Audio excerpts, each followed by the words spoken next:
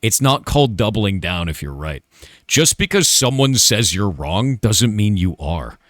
That's the part that's insane to me. The internet today hates a person who backs down and also hates a person that doesn't back down. So today on my live stream, I covered a couple of things, like pirate software being absolutely delusional, as you just saw in the intro, but also going through his tweet where he was talking about the graph showcasing that maybe he didn't have a significant impact on the Stop Killing Games initiative, and that tweet getting community noted with an updated graph, which you'll see very shortly. And I'm also covering the response to the Stop Killing Games initiative from a lot of the AAA companies gathered together in the EU. This video is essentially just compiling all of those into a nice, neat little video for you guys to enjoy. Now, just a quick 20 seconds before you jump in, just keep in mind, it's a live stream. It's a bit more relaxed. I'm not being as directly analytical, but I think I still make a few good points. And if you're new here, end up enjoying the content or have been following along and haven't yet, consider subscribing or at least liking this video. Helps get it out to more people. But regardless of if you do either, thank you for watching. So we've got this bad boy right here. The most interesting narrative is that my videos somehow killed the initiative.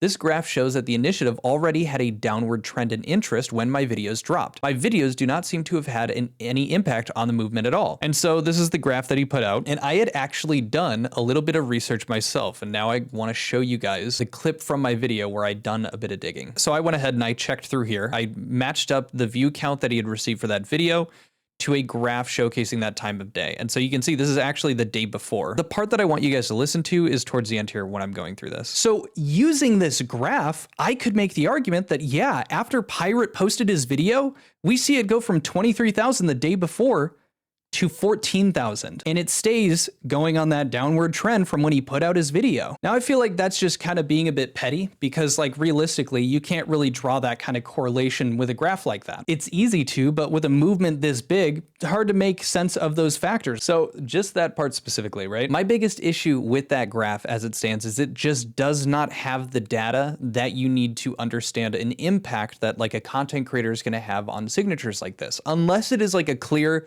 complete instant drop off, it's really hard to make that assumption because there's such a wide range. Like, we don't know the majority of Pirate Software's audience. You know, we can't make those assumptions because we don't have those analytics. Even if it was showing like an impact like that, we'd still need to know how his video disseminated to, you know, that region where it would impact those signatures the most, and stuff that I'm probably not even covering. You can't make an understanding of any correlation with that graph to actual impact on the Stop Killing Games initiative. So he got community noted. I know I'm like setting it up that it's irrelevant, but I thought this was really funny. This video, because I didn't screenshot this myself because I didn't think it would be deleted. Oh no, it's Alex. So they made this video. This was the community note that was added. The creator of the graph has made a graph detailing the first 2 months to correct the OP. And so I went ahead and did a bit of digging on that. Now, the reason it was deleted is the post was deleted by OP.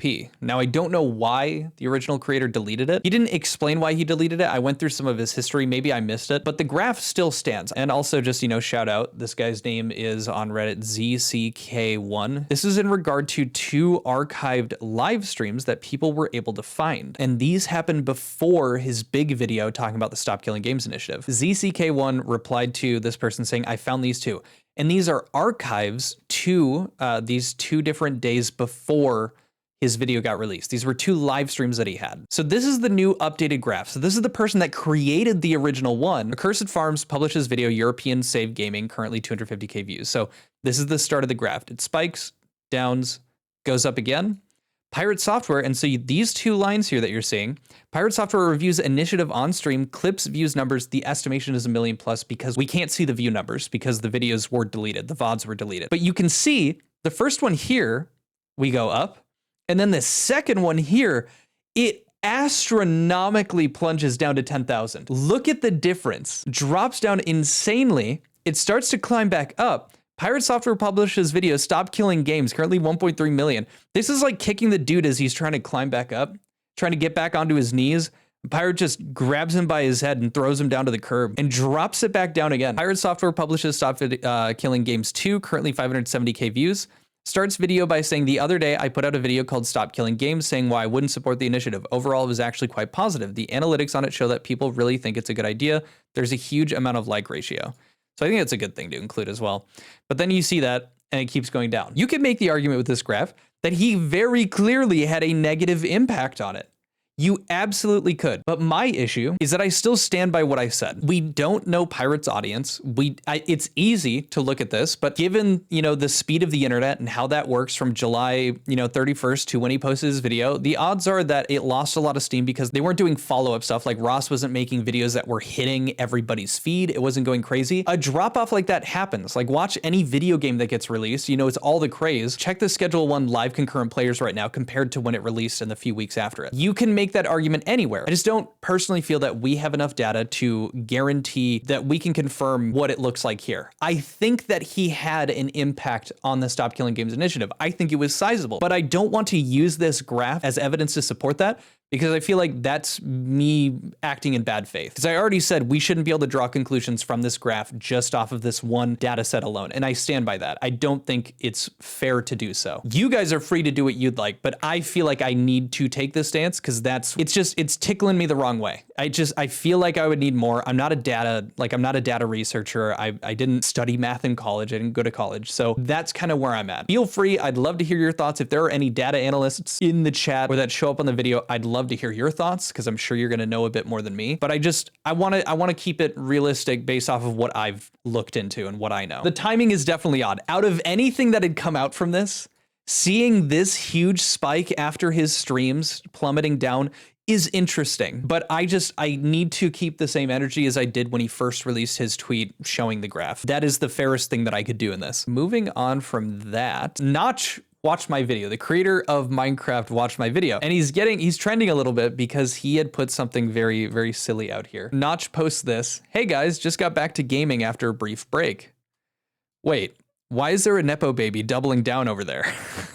Which admittedly, like Pirate Software is a self-admitted, like he got his job through nepotism, or I'm sorry, his first job. I saw this and I was like, that's really funny. And then this morning I was chatting with some people and they're like, hey, do you know that Notch referenced your video, like tweeted out your video? They were kind of being nice to me because he didn't just he was replying to somebody else talking about this. Let me pull that up. So he's replying to someone that said, wasn't he hired before anyone knew about the family connection? And then Notch said, are you emotionally invested? And Marcos replied, no, just intellectually. And so Notch replied, here's a clip of him claiming he got the job through nepotism. And this is through me. So this comes from Pirate Nation on Twitter. This comes from Video Games Europe, statement on Stop Killing Games. So they made a reply. Well, actually, this is on April 7th. Small correction. You're going to hear me say that it came out in April. It did not come out in April. It came out July 4th, but I'm a silly little freedom breather myself, an American, and they do things different in the land of crumpets. They say,